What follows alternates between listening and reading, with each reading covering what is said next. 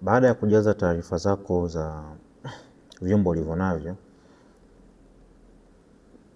na ambapo katika vyombo unaweza kukariri kwamba ukabadilisha taarifa ambazo umeziweka, cha kwanza. Cha pili, pia unaweza kufuta pale ambapo unataka kufuta. Baada ya hapo tunakwenda kwa wapangaji.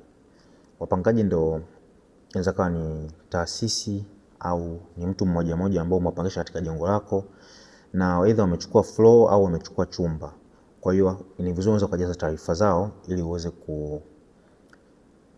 uweze kuwatumia, mfumo uweze kuwatumia message, kwa sababu mfumo wetu unatuma message unatuma message pale ambapo mpangaji ambapo utafika wakati wake, mkataba umeisha au mkataba unakaribia kuisha au unamdai deni, basi utampa taarifa.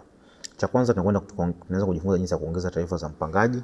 Kwanza utaweka jina la kwanza, utamwita Juma, jina la mwisho utamwita Jokopae. Baada ya hapo, huyu Juma ni mwanaume, utaweka barua yake pepe.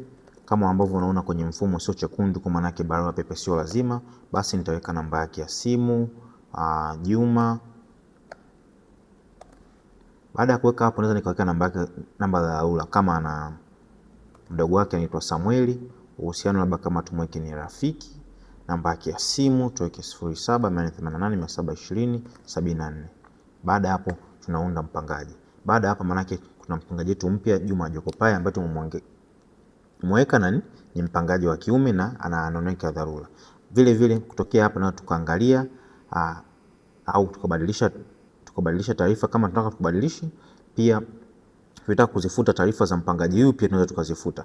Kama ambavyo umeona kumbuka na icon kinatokea mara kwa mara, hicho kinatuonyesha namna gani ambavyo tunaweza tukatumia kinatoa maelekezo jinsi ya kutumia mfumo wetu.